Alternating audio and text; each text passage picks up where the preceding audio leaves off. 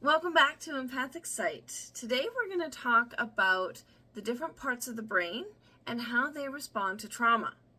So we're going to use Daniel Siegel's hand model of the brain because it actually shows us how the different parts of the brain work together, and it also shows us what happens when they don't. Okay? So we're going to start with our hand. This is our brain. I don't know, I just got a memory of a 90s commercial. Anyways, so this is our brain, okay? So down here in our palm, this is our brainstem. Now, some people also call it the reptilian brain. So it is responsible for instinctive things, such as breathing, heart rate, blood pressure, and our instinctive responses to danger. So that's fight, flight, freeze, and fawn. Don't worry, we'll talk about more of that later, okay? So that's our brainstem. It's pretty important. It's always working. It's always there. It's the first thing to respond. The next thing we're going to do is we're going to talk about our thumb here. Now it's going to represent our limbic system, and it goes right in here. It's just above our brainstem. Now it's responsible for emotions, and for memories, and also it acts as our alarm system. So when things are a threat to us, that's that little area. We'll talk more about that too. Now up here we have our fingers that are going to curl around like this, and these become our prefrontal cortex. And that is responsible for, well, many things, but in this context we're going to talk about emotional regulation and logic. So that's the thinking part of our brain. That's the brain where we're going, oh, wait a minute. That car is really far away. It's not going to hurt us. We're not in danger, right? So it tells our limbic system to calm down, basically. So we have our brainstem, our limbic system, and our prefrontal cortex. So what happens when we're a threat? So when we're under stress, our brainstem here will act instinctively. It doesn't actually think, it just does, okay? And in here, in our limbic system here, we have something called the amygdala. And that is in charge of detecting threats and setting off the alarm for your brain.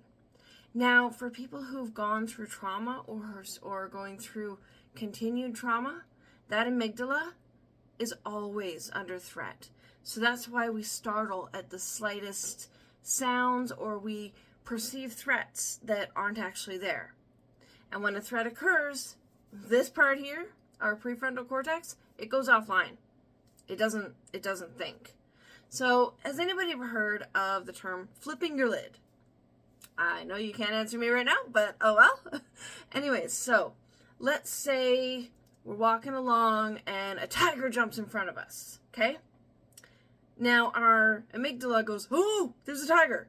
And instead of thinking, oh, it's just a pretend tiger, oh, he's behind us, our prefrontal cortex goes, oh, like that. And that's called flipping our lid.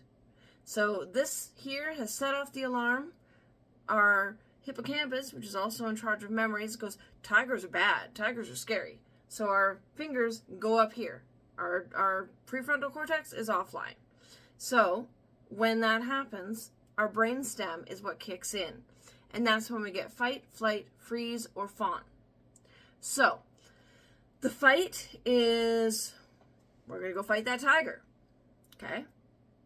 The flight, the flight instinct, the flight trauma response is, that's a scary tiger, I'm getting out of here. Okay? The freeze response is, I don't know what to do. That tiger's really scary. I don't know if I should run. I don't know if I should fight it. So a lot of times we freeze, we dissociate, we go numb. Okay? And then fawn, I don't know if we'd ever fawn a tiger, but it's going, here, kitty, kitty, kitty, kitty, and being nice and appeasing the threat. So this is where a lot of times habitual people pleasing comes into play.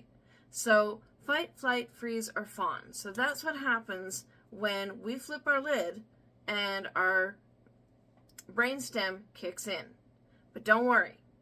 just because we've gone through trauma and we're always in that instinctual mode does not mean that it's the end of the world. There is some good news. So, when we've gone and flipped our lid, what can we do to get our prefrontal cortex back online, back down to here?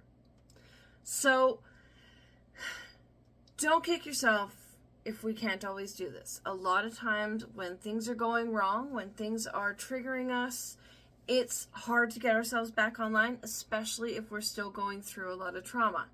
And I can do another video on triggers, but that's a lot of content to put into one video. So, when we've gone and flipped our lid, what we can do, or if we notice that, oh, things are starting to go, I'm going to lose it, we can do grounding techniques. So some of them are deep breathing. We can do some journaling. We can do some mindful movement, maybe some yoga, maybe just running or walking. Maybe that helps. We can also do some deep breathing meditation. We can do some 5, 4, 3, 2, 1 grounding, or we can actually do a guided visualization.